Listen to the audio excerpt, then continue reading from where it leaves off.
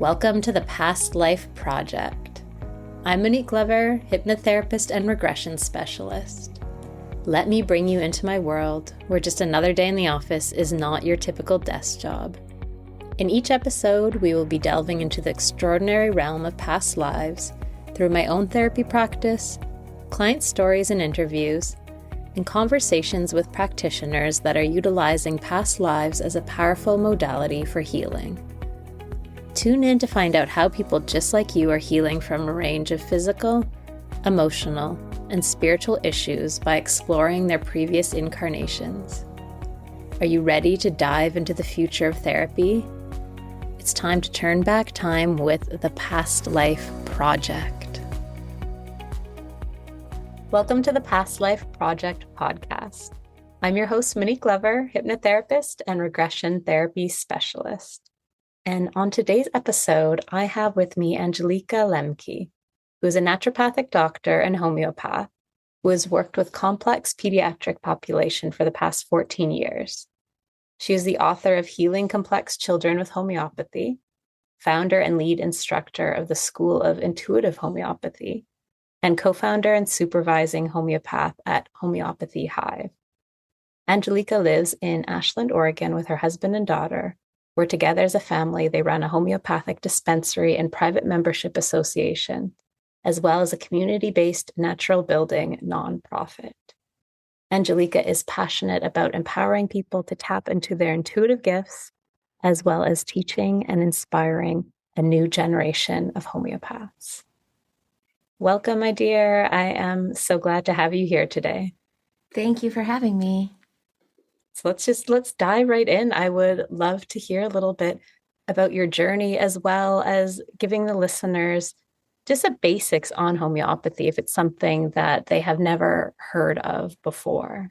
Homeopathy is energy medicine, and it is a way to really reflect back to somebody what their issues and what they're dealing with, and it helps the body to release or dispel or basically let go of those issues. And those can be physical, mental, emotional, or all together. So many of your listeners may know about past life regression. So it seems to be once you shed the light of awareness onto a certain issue in past life regression, all sorts of issues can clear up, like skin issues and all types of things. In homeopathy, it can be similar. It's a way of shedding light on what the issue is. And there's many methodologies that we can pursue to find the right remedy, because there's thousands of remedies. And so people get overwhelmed by homeopathy because we have books upon books and tons of information, and the education can be complex. But really, it actually has some beautiful overlaps with your work and this idea of bringing the light of awareness to what needs to be seen. It's an amazing way to describe it, because I know when I got introduced to homeopathy on my personal healing journey a couple of years ago, I felt, like you said, overwhelmed at just all the possibilities of everything. And that could be, like you mentioned, there's just so much information and resources available. So it's easy to dive in and just think, oh my gosh, where do I start? Yeah, it can be overwhelming, but the easiest place to start is maybe by just experimenting with some remedies and reading about them. Every remedy has a very detailed profile that's written about.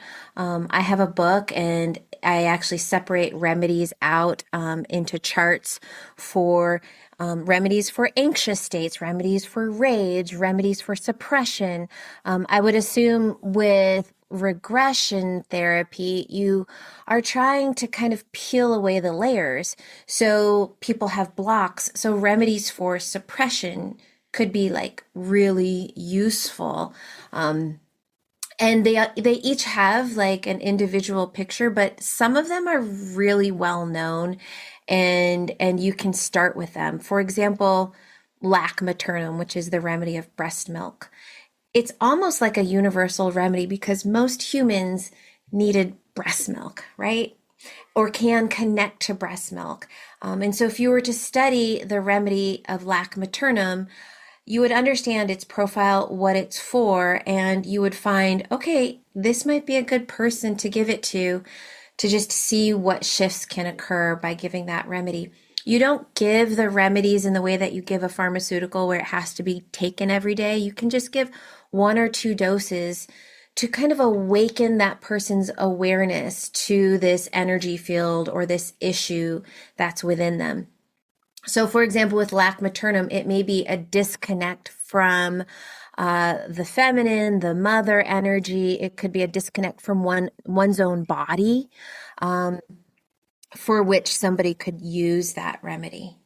It's amazing. And it's interesting that you talk about how it's different than pharmaceuticals, because I feel like a lot of people might come into it or might be introduced to it by a naturopath like yourself and take all of the things they learned from Western medicine and apply it to homeopathy. And it doesn't work that way. There's almost like all these stigmas that you bring with it, that this is how it's supposed to work. And the potencies are equivalent to strengths in medicine. And like you said, you have to be rigid with it. And I find it can be quite a learning experience, that it's quite different. Just because you're putting something in your mouth doesn't equate to what we've been almost indoctrinated our whole lives with as far as Western medicine goes. Yeah, I mean, we've been indoctrinated with this idea that medicine needs to be material and that everything operates just in this material way. We're in a material world where everything has to be solid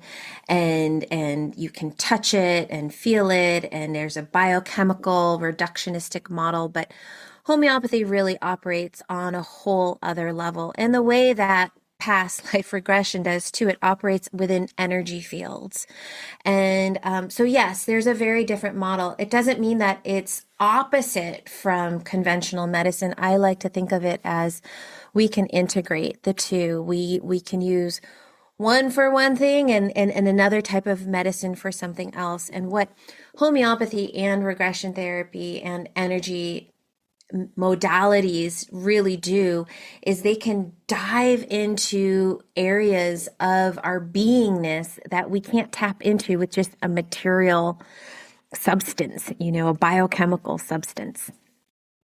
Yeah, I think it's so important that you say that there's room to marry all of them. And Western medicine has this amazing place in emergency situations, and you wouldn't take that away. But then as far as kind of long-term chronic things go, that these type of modalities can go so much deeper and actually find solutions to things that so many have told that there are no solutions for, or it's just going to be a lifelong sentence and you're just going to have to be like this the rest of your life.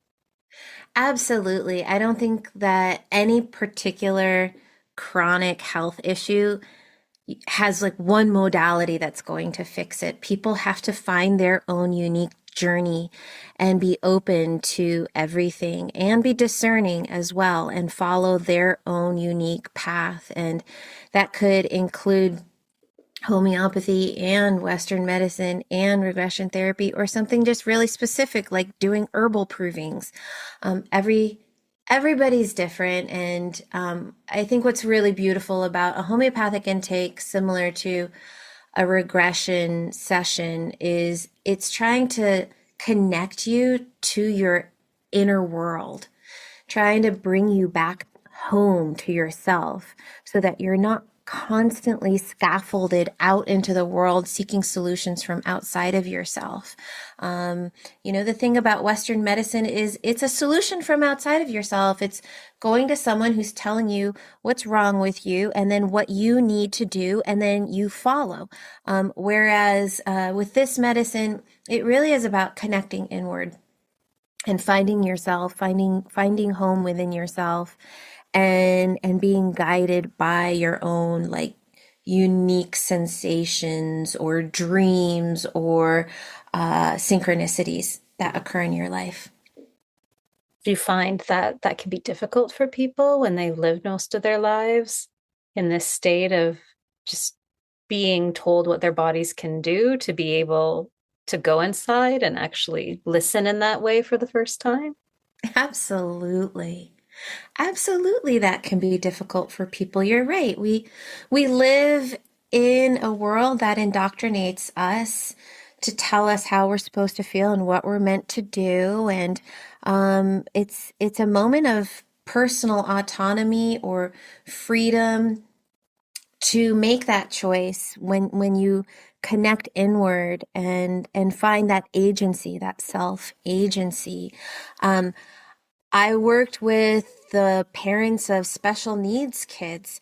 It can be hard for them, but a lot of them were kind of on their knees, like not knowing what was going wrong with their kids. And when you're on your knees and in surrender, you really open up. You know, there's a part of you that does start seeking. Okay, I'm not. The answers aren't just going to be simple and right in front of me. I have to go deep.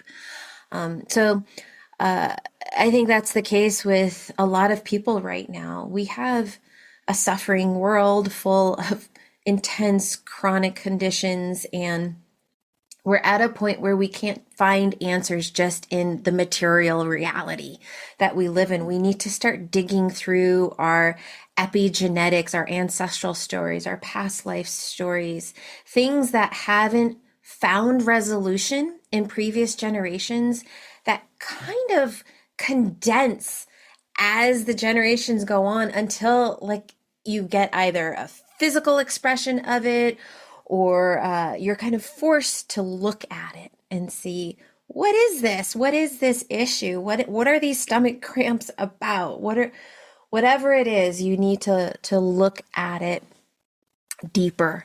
And I think that's a beautiful journey. It's the journey of life. Yeah. Yeah.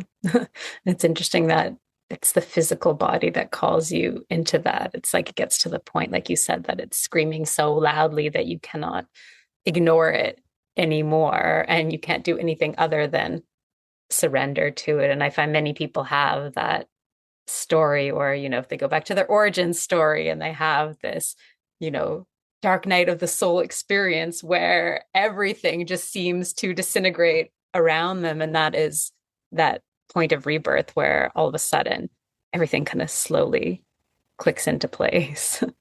Yeah, I love that point that the body does show us, like the issues are in the tissues. And I think that your audience, if they're hypnotherapists, I would suggest to not be afraid to go into the body. And this is such a beautiful intersection between homeopathy and hypnotherapy, which probably if you were to listen to some of your sessions with people and my sessions with people, they would sound kind of identical in what we're doing. And sometimes there can be, people can disconnect from their body and start telling stories that are just way out there. And it's a beautiful thing. But they can also stay connected to the body and start feeling into, you know, if they're there and they're coming for a session and they have a migraine and they can't ignore the migraine, then go into the migraine. You know, and use that physical symptom as a portal, because this is where the body's energy is screaming out, pay attention. You know, the migraine is, oh, I got stoned in a past life, or, you know, rocks thrown at, or simply, yeah, got drugged, whatever it is. Those physical symptoms carry those stories. You know, I also have practiced a lot of cranial sacral therapy, and you can hold the body in certain places, and there's just stories trapped in all of these places. So yes, sometimes when I feel like people are giving me, they're too much in their head and they're spinning out and disconnected, I ask them to come back to the body and just say, how are you feeling in your body?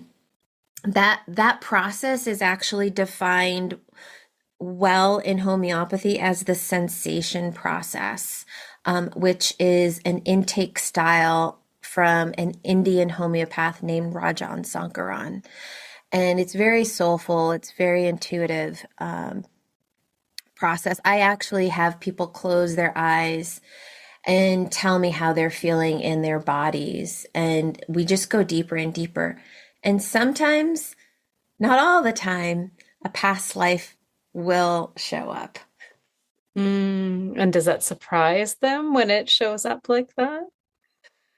I don't even think it depends on how deep, like Mhm. with I've done past life regressions and you have the intention of putting somebody into a state where they're expressing their subconscious. And we can do that with homeopathy, but we don't necessarily have the time to do that in a session. And we're looking at so many other issues too. So it depends on how deep that person goes. How much time do I have?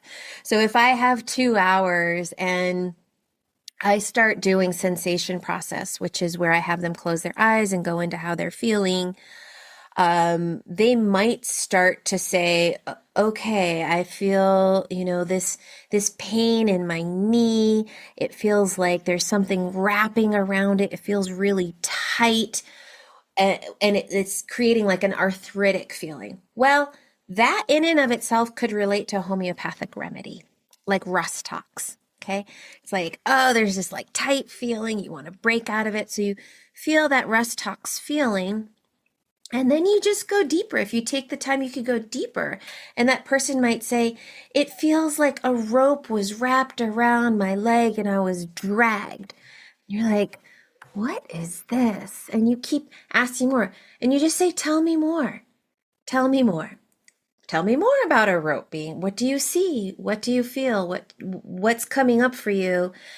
And I'm being pulled into a ravine, or whatever it is, and an image comes up.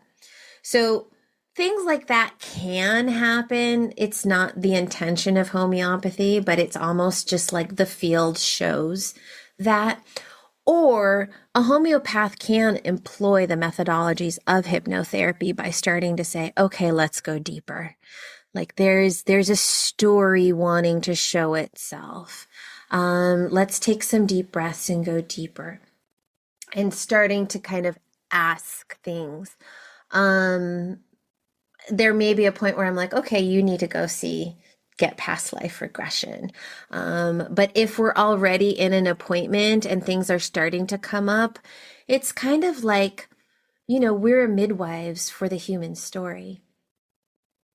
And so we can't, it's like if this story wants to be born or shown, and it's halfway out, you might as well, as the homeopaths, deliver it out, Just leave the right? baby half hanging out there. Right? Like, okay, just get this baby out. And it's deep, right? It's therapeutic. It's needed. And that can be a really beautiful thing. So yeah, I think that our worlds intersect a lot, and they're pretty important. If you want to go deep and unwind a lot of karma and ancestral patterns, using the two is pretty powerful. And I've seen amazing things happen when I have a client that is seeing me and is also seeing a homeopath. And I find they work so well in this amazing harmony that sometimes we'll hit a block with the subconscious and then they'll start taking a new remedy. And it's like magic. All of a sudden, something opened up and now they're going deeper than they were before. I think it's a great thing. I mean, if more homeopathic practices could have a homeopath and more hypnotherapy practices could have, did I say that right? Yes. Homeopathy practices could have a regression therapist and vice versa. It'd be amazing.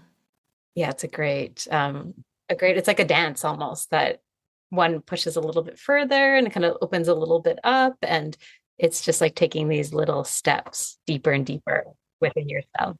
Yeah, we hit blocks no matter what in cases, people, the ego, the energy that's there that needs to be seen sometimes is resistant or says, you need to see something different. Absolutely. Even in my homeopathic practice, I hit blocks and then I ask, okay, what's going on here? What needs to be seen? And it's not that you have to do more lab tests or something like that. You need to just go deeper. And regression work is pretty much some of the deepest work you can do.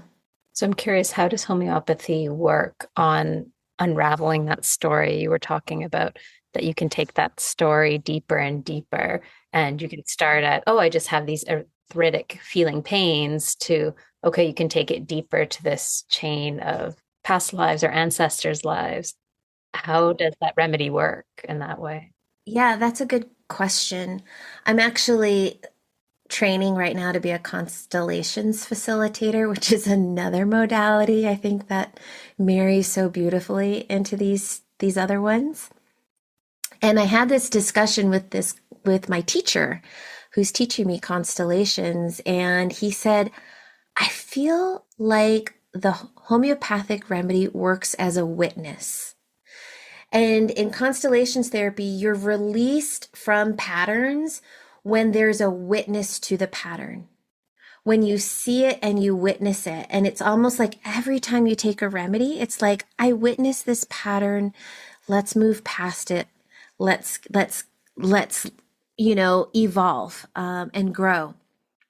And so a homeopathic remedy works as a kind of energetic witness. An energetic pattern. They can come as homeopathic pellets or liquids. I mean, flower essences are pretty much the same thing. And when you take that substance, it's telling your body, I'm witnessing what's going on. I understand you. You can let it go. And homeopathy really works on mental, emotional, and physical all at the same time.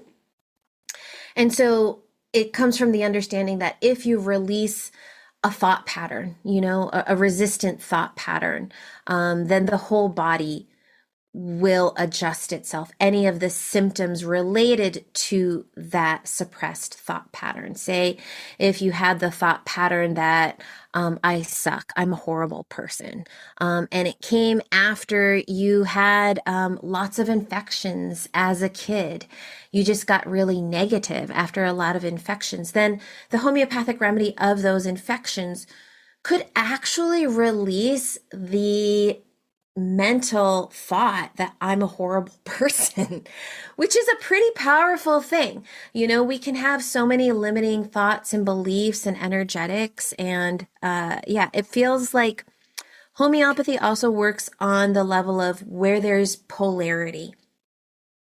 So, for example, say if a child was born and the mother was given a ton of painkillers. This child is born into a world feeling like pain is bad. I'm scared of pain. Okay, pain is a bad thing. I need to medicate it. Then that kid starts medicating himself, growing up. He's taking all sorts of alcohol, whatever it is, whatever addictions you use to escape the pain. And that starts to build in a very deep pattern of escapism or numbing when there's pain in life. Not just physical pain, but emotional pain, like just the whole concept of pain. That child doesn't know that it came from a pattern, maybe from his mother, who actually may have gotten it from her mother, where we were eventually told that pain was bad. Well, you can take the homeopathic remedy of opium or codeine or painkillers to basically release the body from this polarity, from this feeling of, pain is scary or pain is too much and I need to numb it out. So that's one example of what homeopathy can do to release those blockages. And I would say if you're in doing regression therapy and the same patterns repeat themselves over and over again, somebody's coming in and the same resentful anger, for example, like, every single partner they're with, they have resentments and anger towards, and it's just persistent, then find a remedy, a homeopathic remedy that can correlate with a suppressed angry state, to help them release it. And then maybe the next time you have a session, they'll be a lot more, I don't know, free or zen or released.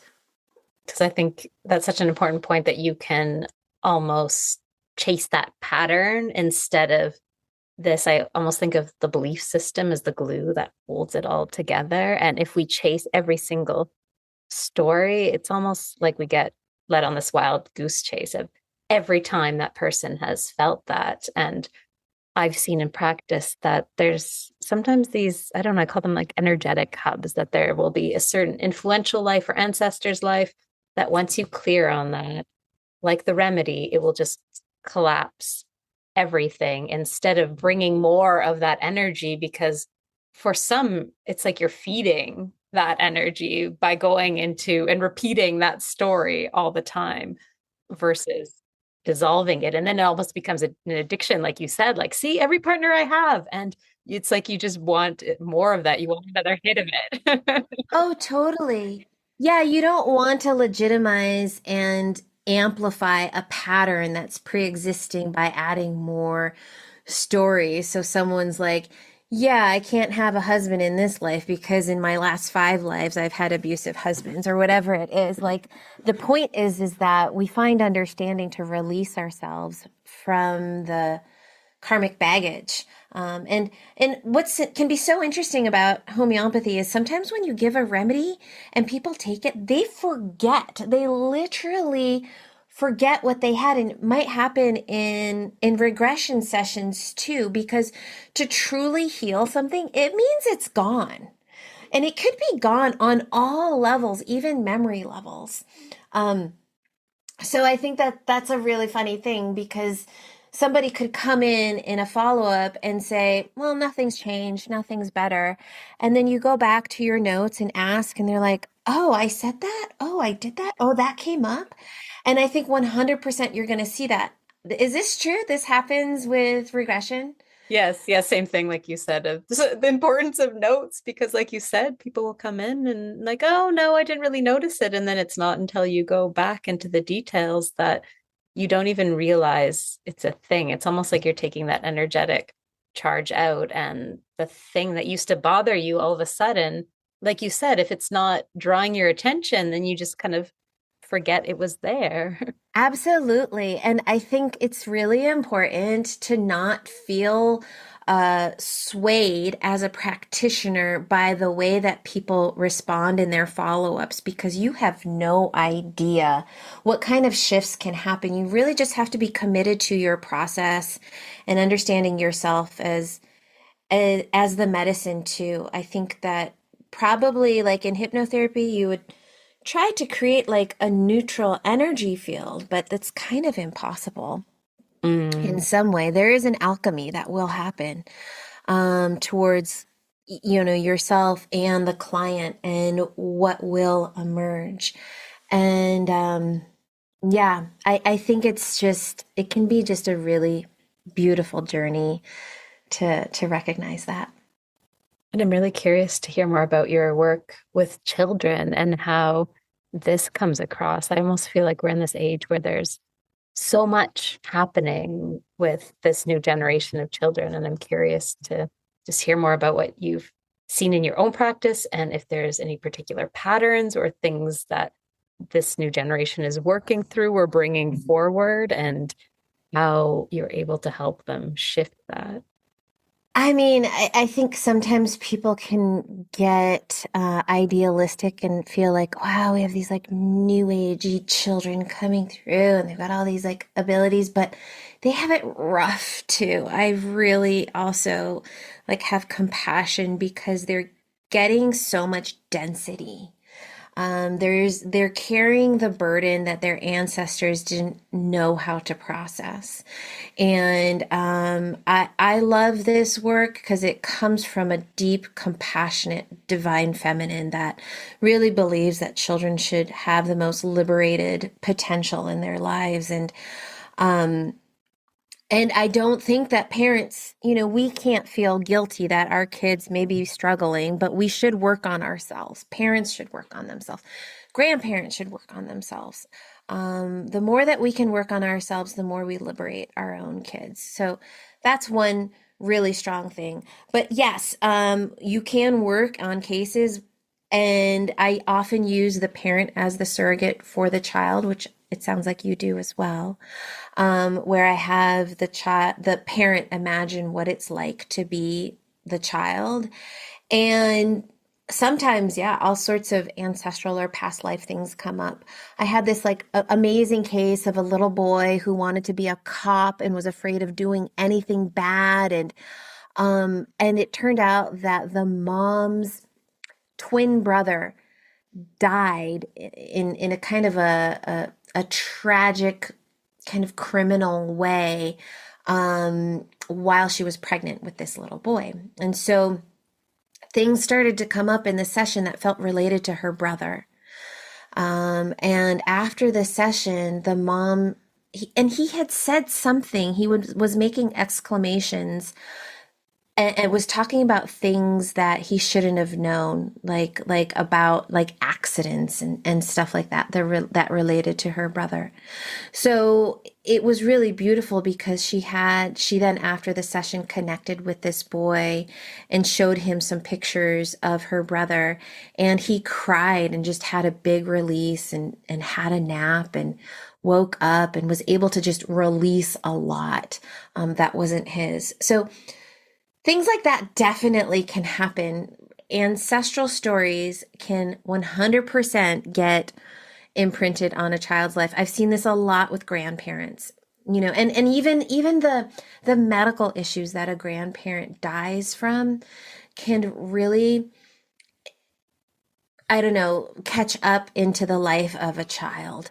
And it's something we don't want to think happens, but it happens. Absolutely.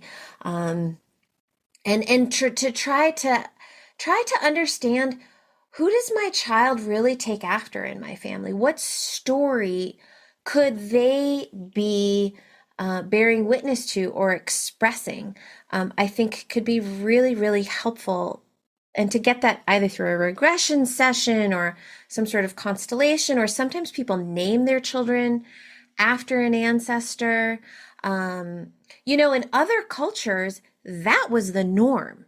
In indigenous cultures, that's still the norm to say, okay, this is my child. This is actually the reincarnation. In Bali, I've spent a lot of time there. They actually when a child is born, they take the child to a village elder who will connect to the spirit or soul of that child, and they will ask, which ancestor is this? And they will literally get a direct answer on exactly what ancestor from where in the family that child is. So that child grows up with a continued lineage and a feeling of inner peace, because the village is constantly striving to resolve issues. So I had this Balinese cab driver who I became friends with, who his second daughter would bawl every time he would pick the baby up. And it was because they said that he was upset that it was another girl because he wanted a different ancestor to come through. So they took them to the elders, and they said, you have to do this ceremony to apologize to your baby for not being the ancestor and the child that you wanted. And he fasted, he did a ceremony, and then he went to pick up his daughter, and his daughter stopped crying. And not only that, just now is like daddy's girl. So yeah, right? Yes. We don't do that in this culture. People might pick up a baby and it bawls and they think, oh, what food did I give it that's wrong, or something like that, or babies just cry. So yeah, I think there's a lot to be said about what lineage, what energy is a child really expressing? Where is it coming from? A lot of homeopaths go down that route of asking about family history, and some of them don't as much. But it can be helpful. Well, and what a benefit to your child and all future generations, like you said, to do your own work, because Yeah. then it feels more empowering that I can actually make a change by doing my own stuff that kind of releases it from all of this ancestral stuff going on. Absolutely. But one other thing too is that sometimes a child is coming in with past life stuff. Hmm. And that's interesting because a parent's like, gosh, ancestral stuff and past life stuff. But I've had kids who come into this world with so much trauma right off the bat, and it's not explicable by the state of the parents or the ancestors.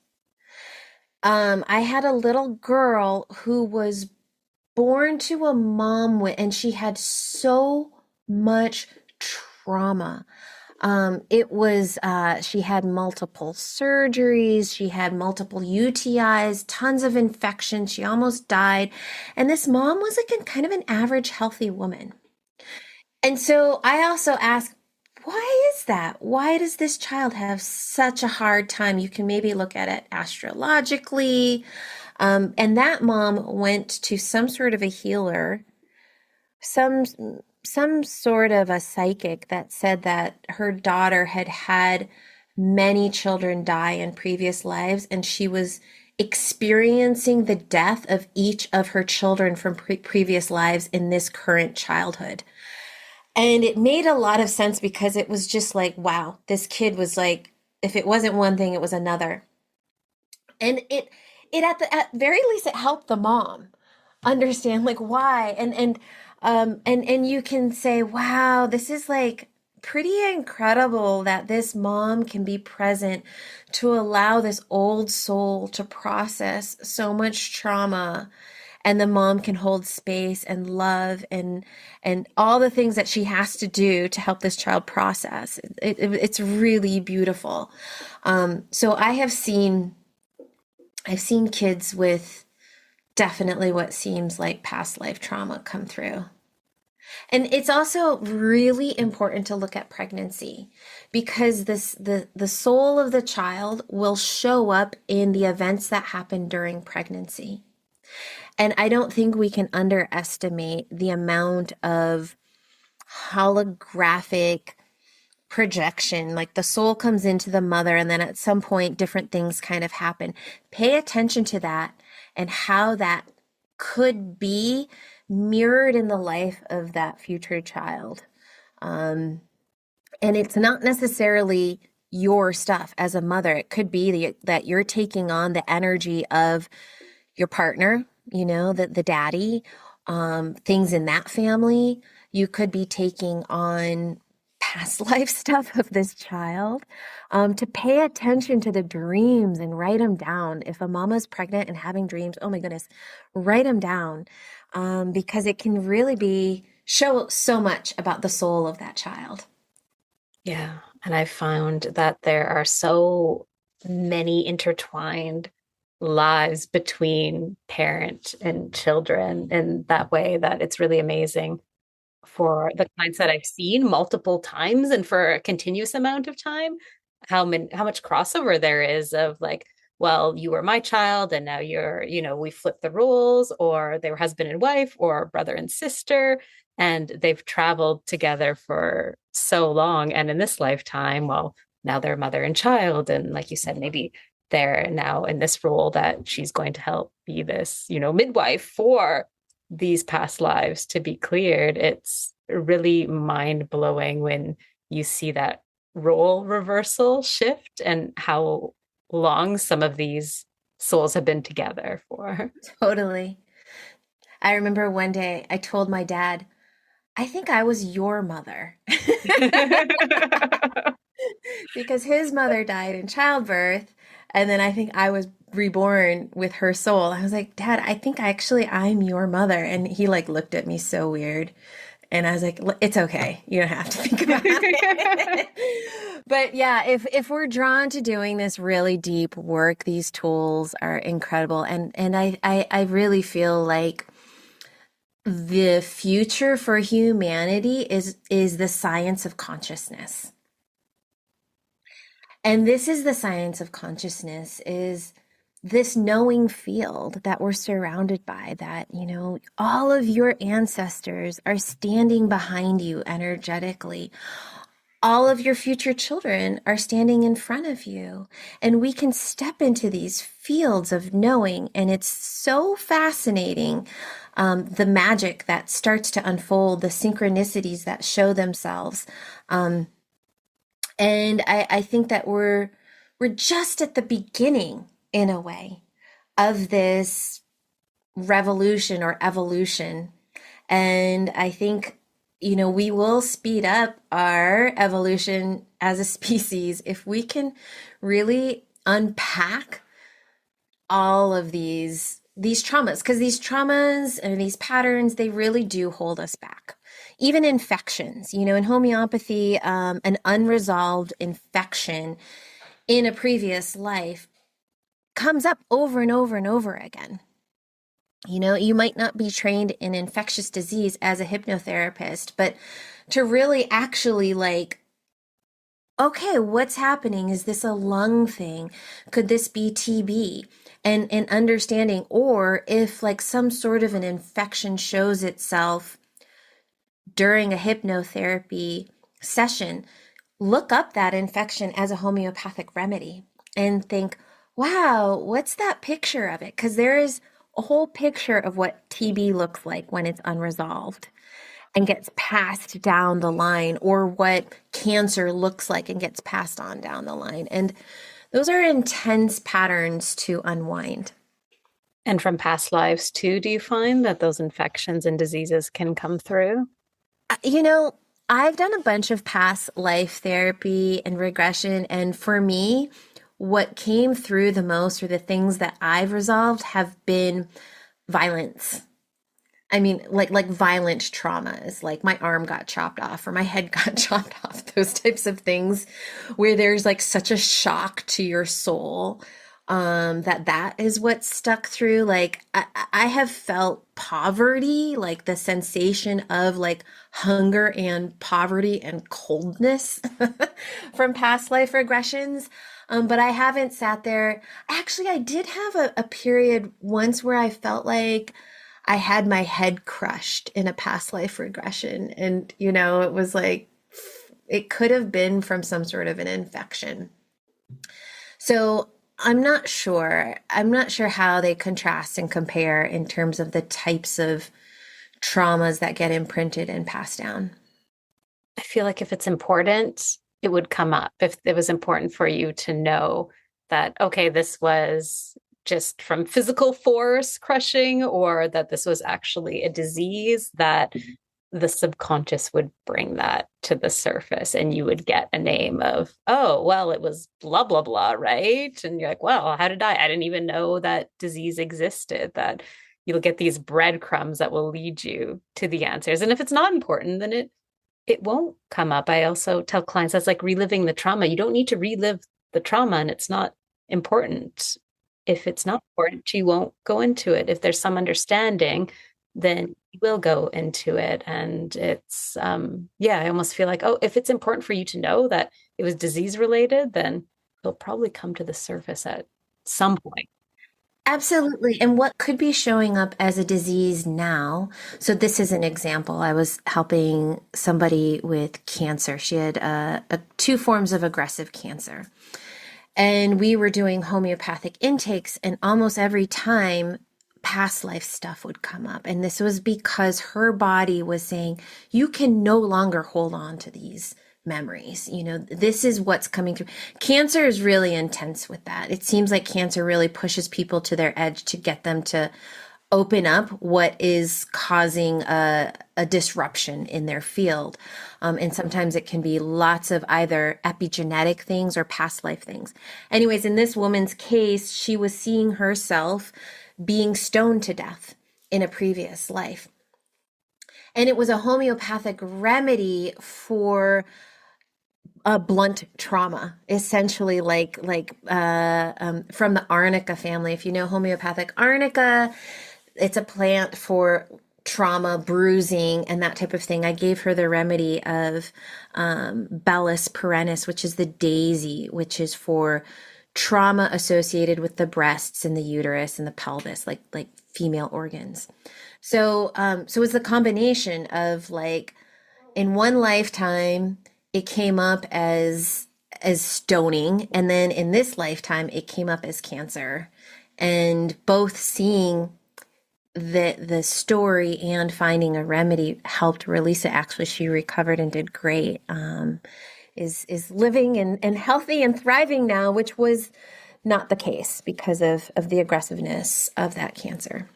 Isn't that amazing? So you were almost treating that past life version of her as if she was sitting in front of you as this patient for the blunt trauma, which then was tied into the cancer. And I think that's what we're learning now, is that time is just, it's flattening itself in a way. It's like we are so multidimensional, and all of our expressions of all these lifetimes are showing themselves here and now in this moment, and we get to I think nowadays with these tools, I'm so excited with these tools and where they're taking me. Personally, I'm getting to look into like all of these ancestral stories and understand how it's all woven itself together. And I feel so honored on behalf of my ancestors to look back at them and say, wow, here I am, 7 generations forward, all the work, all the struggle, all the death, all the trauma that you went through. I'm here now, looking backwards and honoring you. And I think that, that honoring and just saying that gratitude to our lives, our ancestors, is also just so incredibly healing in and of itself. So we don't become victims to these stories. We actually become the hero. It's beautiful. I find so much ancestral work in sessions is about, like you said, just recognizing and honoring that person for the life that they live. That's all they want, is just to be seen. And then all of a sudden it just diffuses everything. And who doesn't want to just be able to be seen and heard in their lives? Absolutely. Yeah. Yeah. It's amazing. I think it's just the possibilities are endless on how intertwined everything is. And like you said, I mean, I've had so many conversations as of late of, even we're talking about past lives. More and more people are talking about, well, is it really linear if we look at it, or if we're accessing it all and it's manifesting in our body? Is it really in the past, or is it just all simultaneously happening in different layers in this moment? And we're just pulling on all these threads, and the ability to just collapse it all too it's amazing. It's nothing short of magic to take the one remedy, to have the one session to work down into that one emotion or belief system that's holding everything like glue, and just collapse it all. It makes you realize, my gosh, we are so powerful and capable of so much more than I think most of us give ourselves credit for. I think powerful is a really good word, because we deepen our inner power every time. And it's almost like every time you see and you recapture a part of your own essence, you're creating more wholeness within yourself. When I grew up, I was told very little about my ancestors, and I come from 2 very different places in the world, Asia and Northern Europe, in my ancestry. And I didn't care about it either. I mean, in my 20s, 30s, like I didn't care about that. I have my grandmother's name, and then later on that started to really land, like the energy of having my grandmother's name. But as I kind of continue, and maybe this is just a maturation thing too, the energies of these deep stories start to bubble to the surface. And as I see them and witness them, I'm just feel myself becoming more steady and more impactful and have more access to like deep inner power to not just impact my life, but the life of others. So if you're called to this journey, I honor you. I thank you. I think it's a way that we not just heal ourselves, but we heal the collective. I think like we have like a very fractured society right now. It's just kind of feels very polarizing and there's a lot of extremes. But if we can walk with equanimity and inner peace and inner strength and inner knowing and not feel so swayed by like the craziness of the world, I think we become medicine for others. It's really powerful. Thank you for sharing all of that. I'm curious, is there anything that we haven't touched on that you really would like to talk about? I mean, I just think that all of like, I'm doing this constellations training and everything that we touch has meaning. We were doing constellations training and my dad brought over a box that my great grandmother gave to him. And it's actually a box that they used to age cheese in, and she was a farmer. And is an ugly box, to be honest. And I was like, oh my God, what do I do with this? And in the constellations training, we just held it and we each stepped in as if we were the box, and then I was transported to this farm. And then people in the constellation started feeling this fertile soil and this hard work and children laughing. And so I think that's another really cool thing to weave into these fields is to bring in items. Like if there was something that you wanted to, a place you wanted to go in regression is to, I don't know if you do this, is these items can carry so much energy in them and literally speak on behalf of the past. So I'm starting to have fun with that. And I'm just holding on to this box and I can hear the voice of my grandmother coming through this box. And she's like telling me to buy a farm, of course, things like that. So I guess that's that last piece of just, wow, the possibilities are endless. And what memories are held onto these objects that are still around, that it's not just an object that they're holding memories. Exactly. It's not just us that hold the memories. Like items can hold memories too. Yes. Well, and I know can be a weird concept when you're talking about even past lives, because ancestors, at least in kind of modern era, we talk about, like you said, genetics and epigenetics and everything like this, but I'll frequently talk to people and they'll say, but that wasn't my body, that was a past life. I'm in a totally different body. And like, it doesn't matter. The physical vessel may be different, but you are bringing in all the energy of those memories into this new body. It's like copy and pasting. You just got a new laptop and now you're transferring all your data. So you're transferring all your data into this new body as well. So I think that's interesting to talk about the items and how they all hold energy. Mm-hmm. Yeah, absolutely. Yeah. Beautiful. Well, thank you, Angelica, for talking and going deep about all of this stuff. And if people want to get in touch with you and learn more about your work, if they have any questions about their own children and how homeopathy can help, where can they find you? Yeah, the website's intuitivehomeopathy.org. You can just fill out the contact form. But if you wanted a homeopath to take the case of your child, go to homeopathyhive.com, which is a group practice that I've helped build. That's beautiful. And I will put all of those links in the show notes as well as your book. So if people are interested in diving deeper into this for their children or for themselves, all those links will be there so they can connect with you and the wonderful work that you do. Wonderful. Thank you so much. You're welcome. Thank you for being here today. We will see you all next time. Thank you for tuning in. Thank you for tuning in to this episode of the Past Life Project.